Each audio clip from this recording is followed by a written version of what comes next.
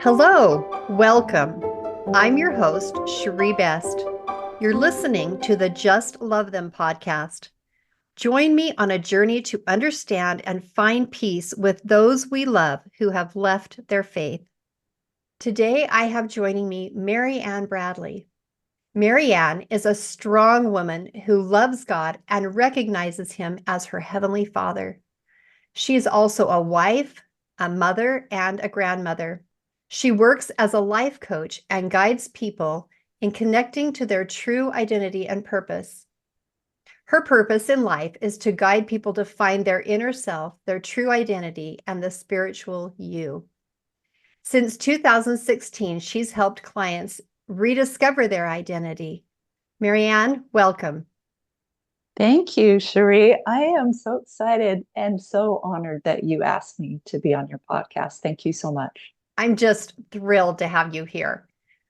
So, MaryAnn, tell us a little bit about what you've come through that makes you a willing participant in being on this podcast. Okay, thank you so much.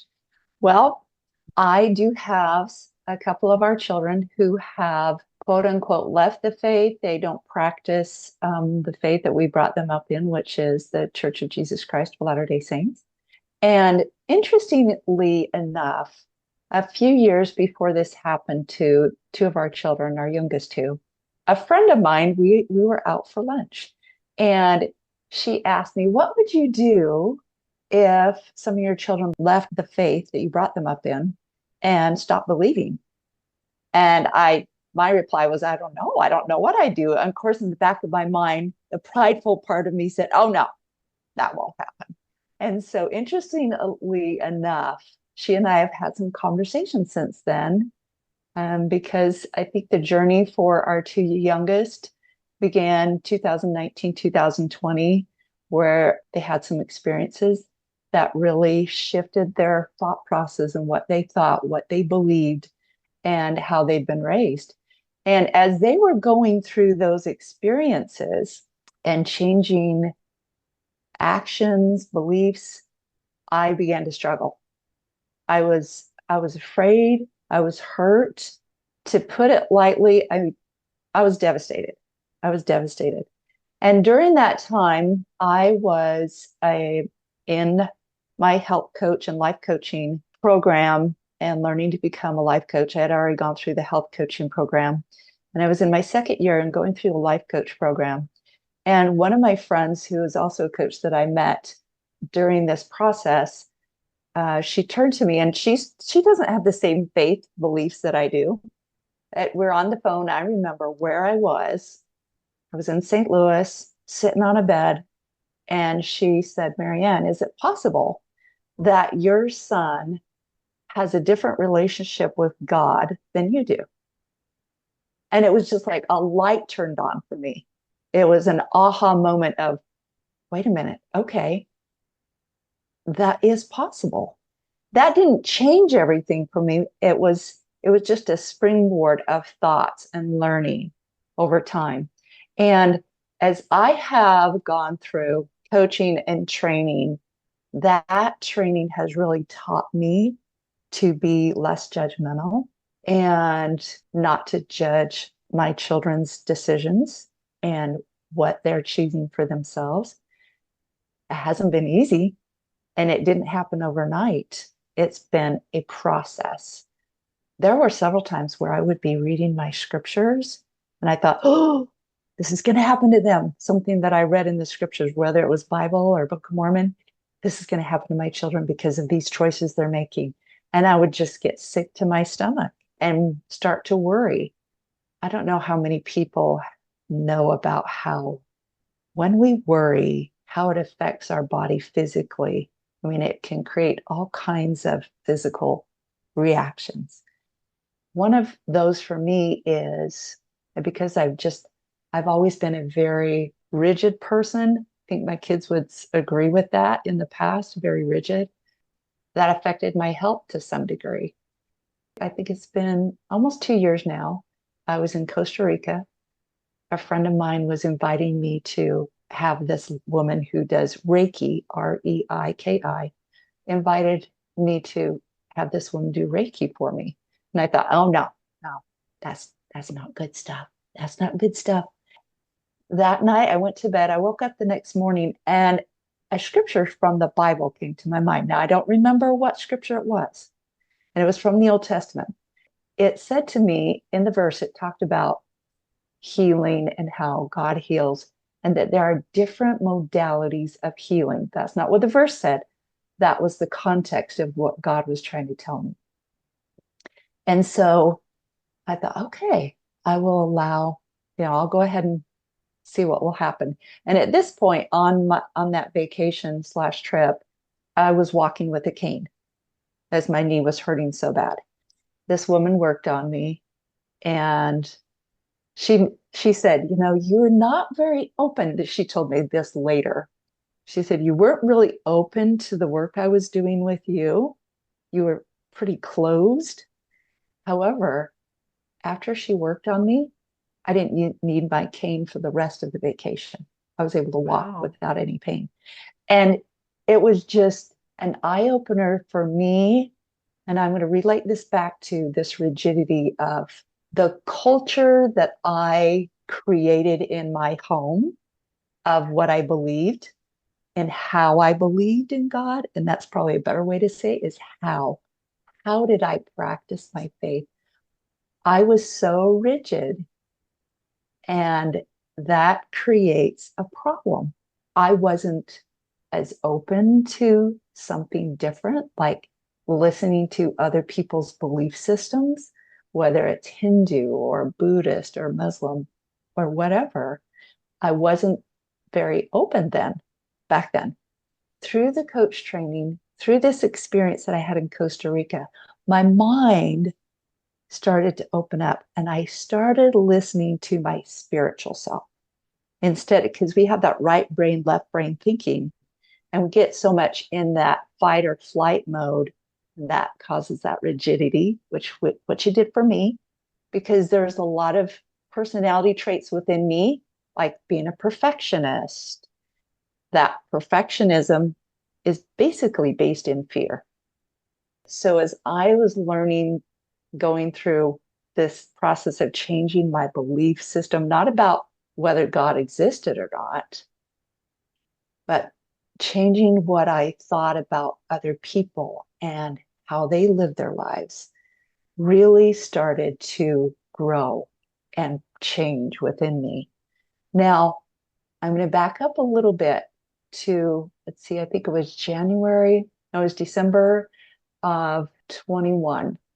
I was really struggling with these two children not believing anymore and doing things differently. And they had both gone on missions. All 4 of our children had gone on missions. And these 2 youngest ones, in that year, that month, December 21, I was really struggling. So at this And point, had they already left? They'd served missions, they'd come home, and they'd pulled away. This is what's happened at this point. Is that right? yes, that's correct. So they'd already gone on missions and they had pulled away by this time. So I'm struggling. I had a coaching mentor, and we had a coaching session. It was sometime in December. She was asking me a lot of questions, and I was telling her about what was going on within my body, how I was struggling with my children, these 2 youngest ones, who had decided to pull away from the church and pull away from the beliefs. And she started asking me some interesting questions like, what about your husband? Does he still believe? And I said, oh, yes. I'll never forget what she said. She said, it sounds to me like your husband has unshifting faith. And it reminded me of a scripture. I thought, okay, I have not been reaching out to people who are close to me, like my husband and my siblings, because then she started asking me about my siblings. And did they grow up in the same faith that I had? And so I ended up talking to my siblings, one of my uncles, and my husband about what I was struggling with, because I was beginning to feel like, do I still believe in this anymore? Mm, Do I believe because wow. of what they're struggling with? And I read some of the things that they had read. Do I still believe? So I reached out after this coaching call that she did with me, this mentor of mine. I reached out to my siblings, told them what I was struggling with. There was something about Joseph Smith I was struggling with. Each of them bore their testimony to me and what they had experienced in their lives. And I'm the youngest of 7 children. Six of us are living.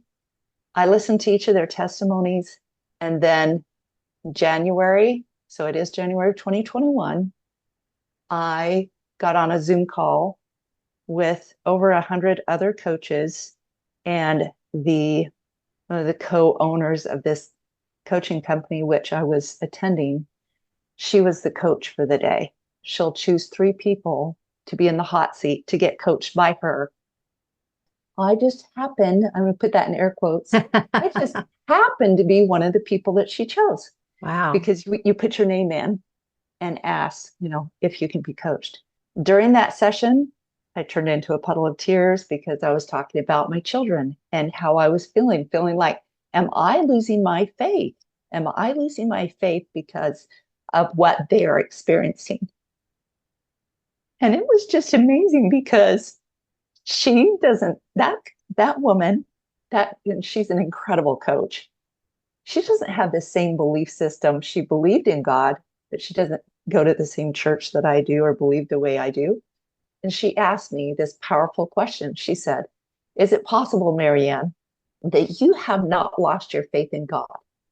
Maybe you have lost your faith in what you think the world is supposed to look like.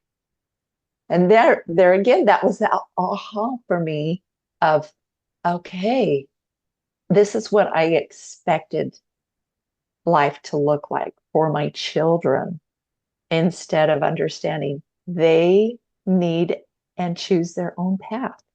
So that was, back in 21.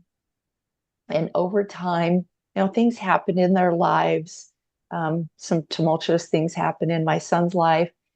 I tried my best to make sure that when we were speaking with each other, that I was truly listening.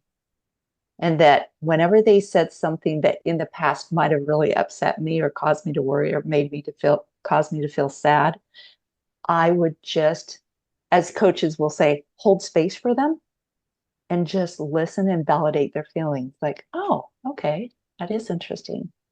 And as I did that, used my coaching philosophy through communicating with them, I began to change. They didn't change.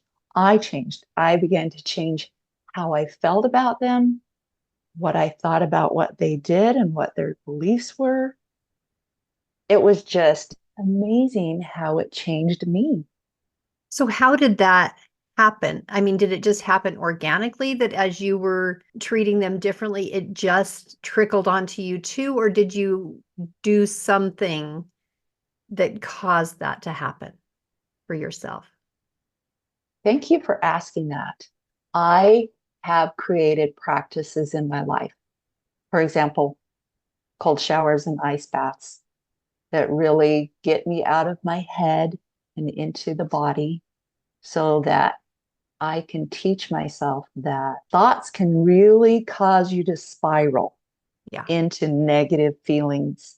And if you can learn how to not control those thoughts, however, shift them and get into the body and try to understand, okay, where am I feeling this in my body? If I have this thought of, oh, if they do this, then this is going to happen to them, where do I feel that in my body? So you actually you pay attention to your body. Where in your body is that sitting? Yes. Okay. And as I can recognize where it's sitting in my body, then I can use different techniques to let go of those thoughts and feelings to calm the body down. Because when we get into the fight or flight, or what's the other word? Can't think of it. Fight, flight, freeze, or fawn. There we go. There we go. There we go. When we get into that mindset, then our body, we have triggers in our body and we feel at different places in our body. And so as I've learned how to recognize, oh, I'm feeling it in my chest, or I'm feeling it in my head, breath work, or cold therapy. Those are my two go-tos that I really like that work for me. And for people listening who don't know what breath work is, can you just give us a brief explanation or understanding of what that means? Yes, thank you for asking. Basically, it's just breathing in deeply through your nose, counting for 4 or 5 counts, then breathing out through your nose for 4 or 5 counts. And there's lots of different variations. It's just breathing slowly from your belly, not from your upper body, because a lot of times we'll take a deep breath in and we'll raise our shoulders, relaxing the shoulders and breathing from deep in the belly. Wow. So those two techniques are the ones that helped you the most, the cold therapy and the breathing. Yes, yes, they Okay. did. How did those help you shift or get rid of wherever that was in your body? And that's another good question. It takes me back to the cold part.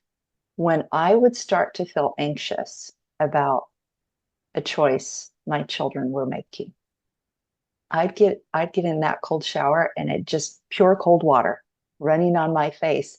And at first I'm going, the breath work is to teach you not to do that when you're in the cold. The Oh, breath work wow. is to teach you to slow down your breathing and breathe from the lower belly rather than the upper part of your lungs. Because we'll do that when we get in cold water. Absolutely. I know I do. So really, that's what it was all about, is getting out of my head and getting into the body and recognizing that I'm okay and I can stay in this cold water. And that's what the breath work is for, is to teach you to stay in the cold and that you're safe. And that ties back to your thoughts about, or my thoughts about my children. If I'd start to get nervous, that's because my thoughts were going crazy. So I needed to get out of my head and into my body. And that was where the breath work would come in. Wow. That is an amazing technique. I have not heard that one before. And I have not tried that one. So I love that you have used it successfully and that you can share it. Thank you. Thank you. Yes, that has just been a journey, and being more open now to other modalities of healing and listening, just truly listening. And like what you said, I like what you say, Cherie, when you say, just love them and look for the good. Mhm. As I have really worked on that, really looking for what are all the good things they are doing, that shifts my thought process as well. Yeah, it really does. Yes. One more that I'd like to share. I had written a lot of notes of what I wanted to share today. However, I wanted to go with what the spirit inspired me to talk about. I was having a conversation with our youngest daughter. It was a conversation. She brought up something about the church and some choices, the leadership in the Church of Jesus Christ of Latter-day Saints, some choices they had made. And I could feel her body, because I could sense her body starting to tense up, because I could feel it from my body. I could feel her body starting to tense up as she was talking about this subject. So I put my hand on her knee and I asked her, I said, is it possible that? And then we went on with the conversation. I could tell she tightened up a little bit again. And with my hand on her knee still, I said, you don't have to defend yourself. Wow. You're okay. Basically, you're safe telling me what you think. And I can feel that your body is tense. You don't have to defend yourself. I'm just asking you a question for you to ask yourself. Is it possible that? Because when we're able to validate what the other person is saying and then ask them a question, not a yes or no question, of course, and is it possible question, it actually creates a physical change in their body so that their mind can calm down. And that was another changing point for me that taught me something. May not have changed her, but it taught me, how do I need to speak and listen? I love that. And I love that question. Is it possible that? Because that just, I love that what you shared about how that calms the body. but I also love that it opens up the mind. It totally opens up the mind. Like, is it possible? Then you're asking, is it possible? That just is such an amazing question. It's like a magic question. Yeah, I like that magic Yeah. question. Yes. Yeah. And I love that you told her she didn't need to defend herself, that she was safe. I would love to know what the difference is from when you were working through all of this in the beginning, when your children first left the church, and what your relationship was like then. Contrast that with what your relationship is like with them now. If you would take a minute and do that for me, I would love to know the answer to that. Thank you. So what's different now is I'm not judging. And that has been a journey of learning how not to do that. Yep. I think I'll share, I think what especially the youngest two, what they have said about me. They say, you're a different person, Mom, than you were 4 years ago, 5 years Wow. ago. You are a different person. You're more open, you listen, and I feel safe, especially my youngest son.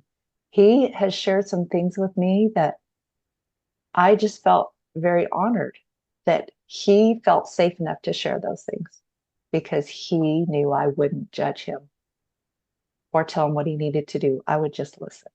That is huge, really. That is huge. Yeah. And it taught me how rigid I was and that I really needed to let go, loosen up, not change what I believed about God or my faith, and allow them to be them. Yeah.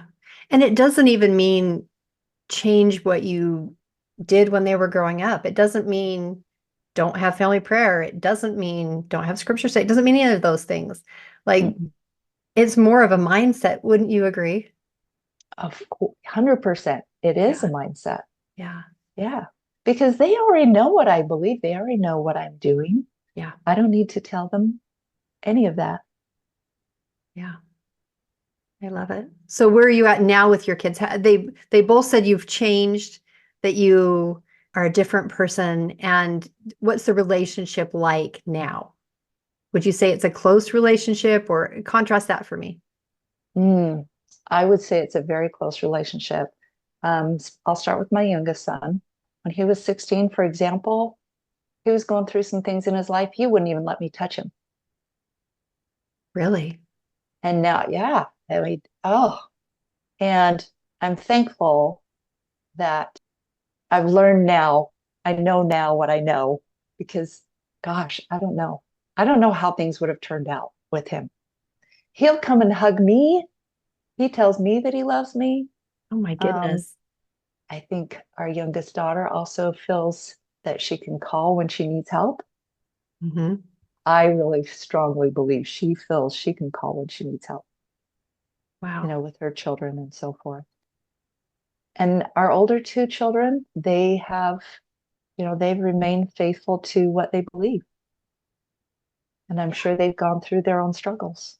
Yeah. But this story is about me and what I've learned Yeah. from the past and the choices our children have made. I love that. And I love that contrast of how the relationship was then and how it is now, especially with your youngest son. And the quote comes to mind, when you have no relationship, you have no influence. 100%. Yeah. It sounds like you have a beautiful relationship with all of your children now. And it's to your credit that you do. Thank you. Thank you. Yeah, I actually give a lot of the credit to my coach training, what that taught me. I don't think I would be where I am now if it hadn't been for going through that training to Yeah. teach me what I needed to learn. And probably no accident on the timing there, you know? Yes, I know. Yeah. Isn't that? Yeah. No accident. That's for sure. Yeah, love it. I come back to what your podcast is all about. Just love them.